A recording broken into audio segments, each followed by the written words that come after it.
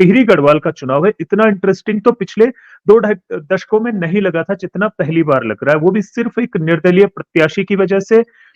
होगा जो भी, लेकिन लग रहा है कि वो करार जो भाजपा को भी इस बात की खबर है कि उनका जो काडर है, उनके आरएसएस के जो लोग हैं, वो भी कहीं न कहीं रानी से नाराजगी के कारण वहाँ बॉबी पवार की तरफ उनका उनका एक स्नेह बढ़ता जा रहा है। अगर हम बात करें टिहरी सीट की, तो टिहरी सीट पर निर्दलीय बॉबी पवार कहीं ना कहीं परेशानी डाल रहे हैं बीजेपी के लिए, क्योंकि पिछले लगभग 1 साल या 1.5 साल से कहें, बॉबी पवार बेरोजगारी की लड़ाई के लिए आगे रहे हैं। भाजपा ने अब टिहरी सीट पर अपना सोशल मीडिया नेटवर्क अब तेज कर दिया है बॉबी पवार को देखते हुए। कई दूसरे और घोटाले हैं वो बॉबी पवार ने सूचना अधिकार के माध्यम से खोले हैं। बॉबी पवार एक नया रंग दे दिया इस चुनाव को। बॉबी पवार की वजह से लोग उत्तराखंड के मुद्दों पर आ गए। बॉबी पवार के अलग मुद्दे हैं, बॉबी पवार का एक सबसे बड़ा मुद्दा है, बॉबी पवार एक लड़ाका शख्स जो है, अपने लड़ाका छवि शख्स बने हैं, लड़ाका शख्स है और उन्होंने यूथ को बहुत बड़े उसे मोबिलाइज किया है।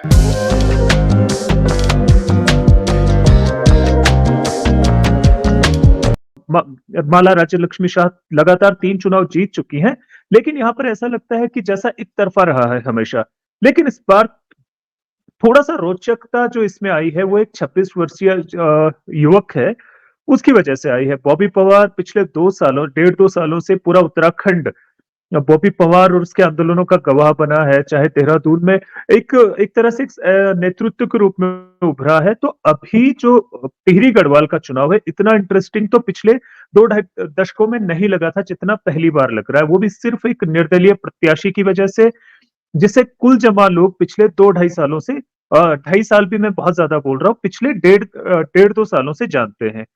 और उस लड़के के बारे में बहुत ज्यादा जानकारी लोगों को नहीं है, सिर्फ ये है कि वो एक चेहरा था उस आंदोलन का, जो पिछले साल जिसका गवाह पूरा उत्तराखंड बना था। तो ऐसे में जो मामला एक तरफा होना था भाजपा के लिए, वो बॉबी पवार की वजह से बड़ा दिलचस्प हो चुका है। बॉबी पवार का जो इस तरह से निखर कर आना, उसके पीछे 2 कारण थे कि जब पिछले दिनों लगातार पेपर लीक हो रहे थे या परीक्षाएं रद्द की जा रही थी पेपर लीक के बाद, या नौकरियां बेचे जाने की खबरें आ रही थी, तो बॉबी पवार जो है उस समय उस आंदोलन का एक चेहरा बन गया था, और वो चेहरा बना और उसके पीछे युवा जुड़ते गए। तब से युवाओं का एक बड़ा वर्ग जो है वो बॉबी पवार को लगातार फॉलो कर रहा था। वो बॉबी पवार की रोज की दिनचर्या देखता था कि बॉबी पवार का अगला एक्शन क्या होगा। वो लगातार उसके समर्थन में खड़ा होता, बॉबी पवार जब भी ऐलान करता तो वो जाता। तो युवाओं की बड़ी नजर थी उस पर। जब बॉबी पवार ऐलान करता कि वो चुनाव लड़ेगा, तो जो युवा उसे लगातार पिछले 1.5 साल से फॉलो कर रहे थे, उन्होंने उसके पक्ष में एक माहौल बनाना शुरू कर दिया था सोशल मीडिया पर। और उसके पीछे लोगों का ज्यादा जुड़ युवाओं का ज्यादा उसका प्रचार प्रसार का एक कारण और भी था कि इस चुनाव में पहली बार देख रहा हूं कि जब किसी प्रत्याशी को मैं मतलब पहले होता था होगा, पर जब से हमने चुनाव देखना शुरू किया, किसी प्रत्याशी के लिए लोग खुद चंदा जुटा रहे हैं, डोनेट कर रहे हैं। चाहे गढ़वाल संसदीय सीट में कांग्रेस के प्रत्याशी गणेश गोदिया लगातार चंदा देने की अपील कर रहे हैं लोगों से, तो यहाँ बॉबी पवार भी लगातार लोगों से डोनेट करने की अपील कर रहा है और लोग दे रहे हैं। और जब लोग चंदा दे रहे होते हैं तो एक तरह से इन्वेस्टमेंट कर रहे होते हैं अपने कैंडिडेट पे, और जो इन्वेस्टमेंट कर रहे हैं उनमें बड़ी संख्या युवाओं की है। और ताज्जुब की बात है कि उसमें भी बड़ी संख्या उन युवाओं की है जो नए नए नौकरी लगे हैं पिछले 2 से 3 सालों में, क्योंकि ये भी एक सच है कि पिछले 1.5 से 2 सालों में राज्य सरकार ने रिकॉर्ड पैमाने पर नौकरियां की है। हालांकि भर्ती घोटाले हुए हैं, पेपर लीक हुए हैं, लेकिन इसके बावजूद भी करीब करीब 5,000 से ज्यादा युवाओं को इन 2 सालों में नौकरियां मिली है। हाँ, कुछ परीक्षाएं पहले हो चुकी थी जिनके परिणाम अब घोषित हुए हैं, या कुछ परीक्षाएं इस दौरान हुई जिनके परिणाम बहुत जल्दी जो है घोषित किए गए चुनाव को देखते हुए।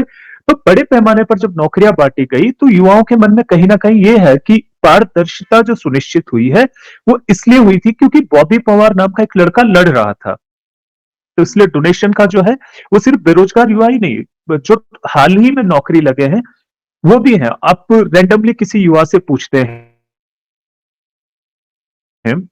तो कहता है कि हाँ मैं बॉबी पवार के साथ हूं, खुल के कहता है, खुल के समर्थन कर रहा है। तो बॉबी पवार का इस तरह से खुल के आना मूल रूप से जो ये नौकरियों का, और उत्तराखंड में आप जानते हैं कि सरकारी नौकरी के प्रति कितना आकर्षण है लोगों का। यहाँ तक कि आउटसोर्स के जरिए जब सरकारी विभागों में 10-12 हजार रुपए की नौकरियों के लिए भी लोग यहाँ पे लाइनें लगा के खड़े हैं, अपने 30-30 हजार की जो प्राइवेट सेक्टर की जॉब है उसे छोड़ के आ जाते हैं, क्योंकि एक रुचि है। तो ऐसे में उन्हें सरकारी नौकरी पाने का जो एक सपना है, उस सपने के बीच में उन्हें पता था कि कई अवरोध हैं, पेपर लीक हो रहे हैं, पैसा दे के नौकरी लग रहे हैं, नेता रिश्तेदार अपने लोगों को नौकरी लगा रहे हैं। तो अचानक से एक लड़का आता है और उस इन सबके खिलाफ आवाज बुलंद करता है, वो चेहरा बन जाता है इस पूरे प्रोटेस्ट का, जो लोगों के मन में, युवाओं के मन में दबा हुआ था। तो वो युवा अभी तक उससे कनेक्ट किए हुए हैं।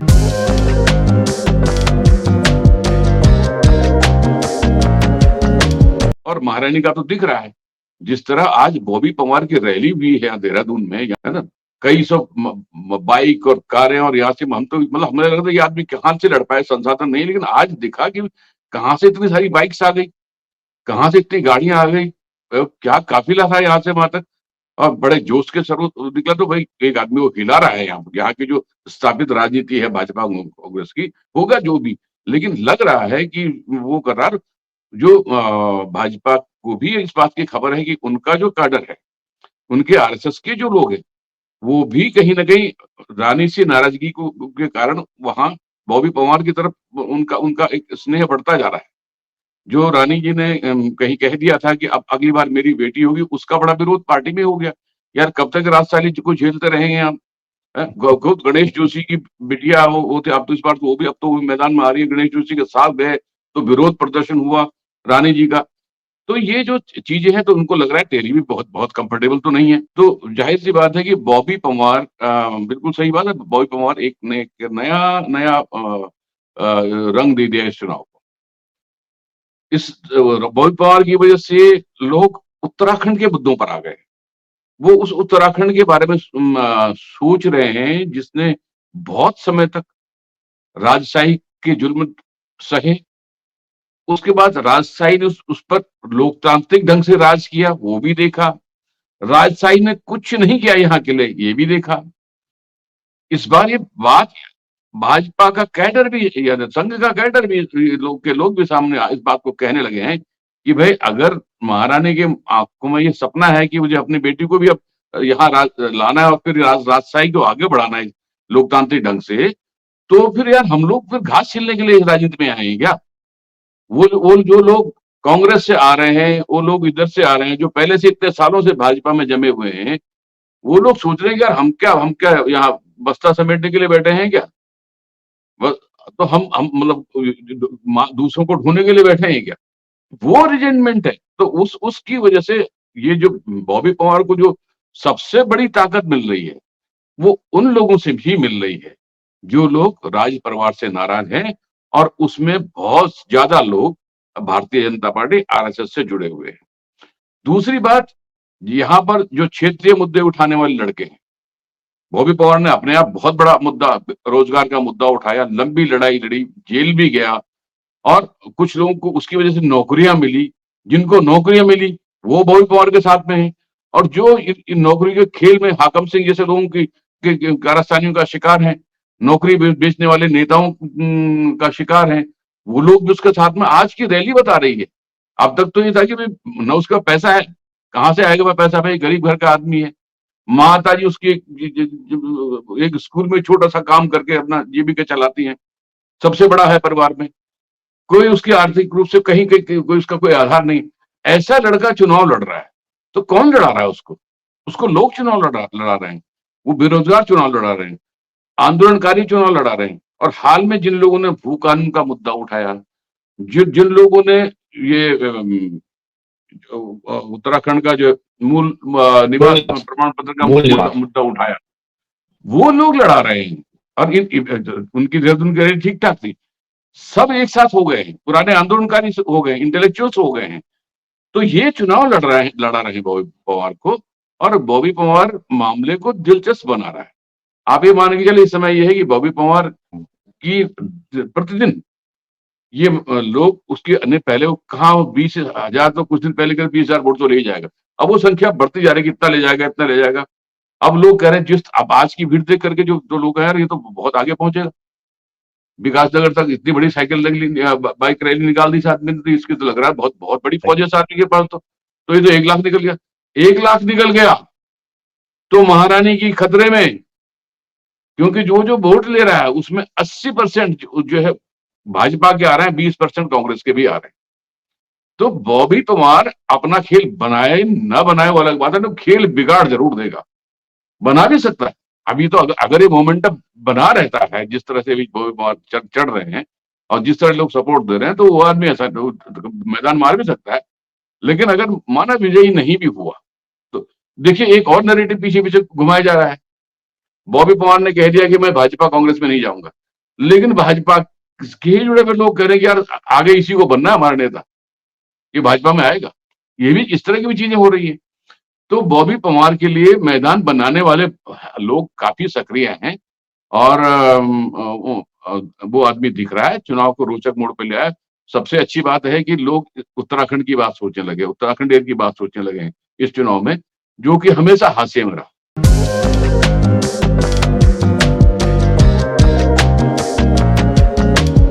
कुछ कुछ जो लड़के बेरोजगार हैं वो जो हैं उनसे जुड़ रहे हैं, उन्होंने अभी व्हाट्सएप ग्रुप बना दिए हैं, प्रत्येक ब्लॉक के व्हाट्सएप ग्रुप बना दिए। न्याय पंचायत स्तर पर कोई ना कोई बेरोजगार तो है ही, उसे सब वो बॉबी पवार के साथ हैं और उनके मुद्दे अच्छे हैं। मनु जी जो यहाँ एक किस्म से सटीक बात उठाता है आज उत्तराखंड में, वो कम से कम एक अपने सिद्धांत की लड़ाई लड़ रहा है। और उन्होंने जो पिछले दिनों प्रेस कॉन्फ्रेंस की या आवाज उठाई, मुद्दों पर आधारित की, और वो झूठे मुद्दे नहीं होंगे जो कि ये इतने लोकप्रिय हो गए। तो कहने का मतलब मेरा ये है कि ये चुनाव में जीत का परिवर्तन लाना मतलब जो है बहुत बड़ी बात है, लेकिन वो अपने इस क्षेत्र में खासकर जो है उनकी पुरोला बेल्ट में अच्छी स्थिति रह सकती है क्योंकि वो जौनसार के रहने वाले हैं, तो उनका क्षेत्र लगा हुआ है। तो पुरोला की 1-2 सभा मैंने भी देखी थी, बड़कोट तक की, इवन की यमुनोत्री बेल्ट इधर गंगा घाटी का 44 इलाका भी आ जाता है, तो वहां उनका रहेगा। लेकिन हमें ये नहीं भूलना चाहिए, आप देखिए हमारे सामने 2022 का चुनाव हुआ, 2022 में महिलाओं ने ये उत्तराखंड सरकार में 48 सीट दी, लेकिन यहाँ पर कैंडिडेट अच्छे हैं, लेकिन इतना प्रभावित नहीं कर पा रहे हैं जितना सोशल मीडिया बॉबी पवार का भरा हुआ है, जितना सोशल मीडिया बॉबी पवार का भरा हुआ है। बल्कि भाजपा ने अब टिहरी सीट पर अपना सोशल मीडिया नेटवर्क अब तेज कर दिया है, बॉबी पवार को देखते हुए अब नेटवर्क कर दिया है, क्योंकि बॉबी पवार के पास युवा की अक्ल है। वो जो है न्याय पंचायत स्तर पर ग्रुप बना रहा है और ग्रुप के बाद भेज रहा है। कभी उन्होंने, अभी मैं देख रहा था नरेंद्र सिंह नेगी जी का आशीर्वाद देते हुए, जैसे वहां गोदियाल जी ने लिया था। बस यूं वो नरेंद्र सिंह नेगी जी अगर यूं ही कर दें, थोड़ा बहुत कर ही दिया होगा, तो हर कोई आदमी करता है। तो बॉबी पवार ने, मैं देख रहा था उनका फोटो, तो खूब वायरल हो रहा है और उनके पास अच्छे मुद्दे हैं।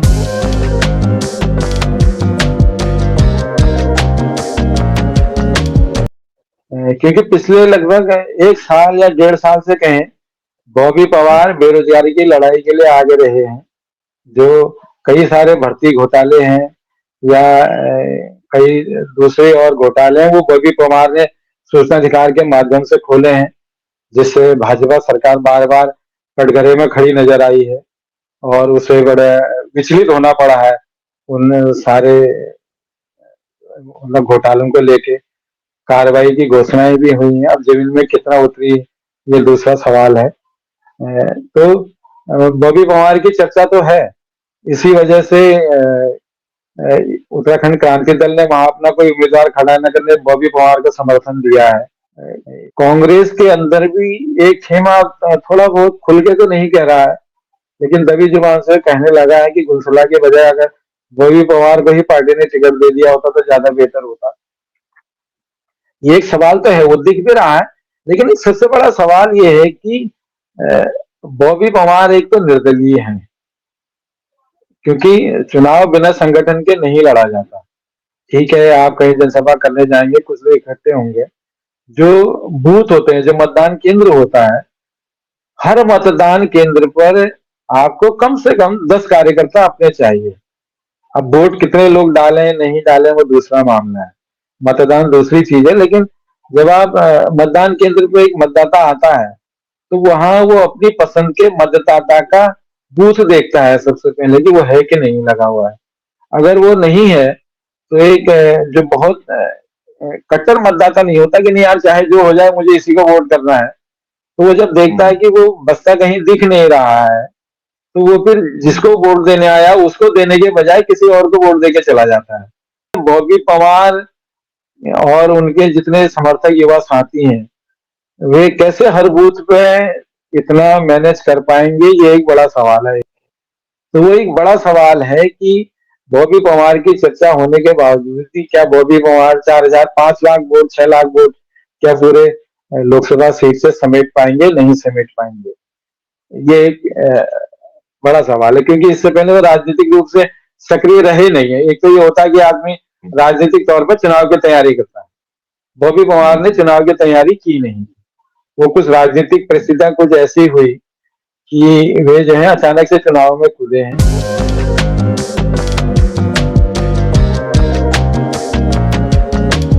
अगर हम बात करें टिहरी सीट की, तो टिहरी सीट पर निर्दलीय बॉबी पवार कहीं ना कहीं परेशानी डाल रहे हैं बीजेपी के लिए, और वो खुलकर प्रचार करें। उनके जब वो उन्होंने अपना नॉमिनेशन दाखिल किया था, उसमें ही 10 से 15 हजार के युवाओं की भीड़ आना, तो कहीं ना कहीं एक संकेत है ना कि नाराजगी है। जो बीजेपी के कैंडिडेट हैं राज्य लक्ष्मी, उन्होंने अब तक देखा जाए उनकी नाराजगी है लोगों में, वो कभी समाज के बीच में नहीं गई, कभी जनता के बीच में नहीं गई। तो वहां पर भी रोचक मुकाबला है, लेकिन मैं फिर आपको कह रहा हूं कि रोचक मुकाबले के बीच में जो है वो जो गैप रहेगा वो कम मुझे यहां पर दिखाई दे रहा है। लेकिन सीटें जहां तक बात है वो कहीं ना कहीं मुझे अब तक का जो मेरा आकलन है, अभी हालांकि चुनाव में वोटिंग में टाइम है, लेकिन जो मुझे लग रहा है फिलहाल उस हिसाब से देखा जाए तो कहीं ना कहीं मार्जिन कम रहेगा, लेकिन सीटें पांचों की पांचों बीजेपी की झोली में जाएंगी।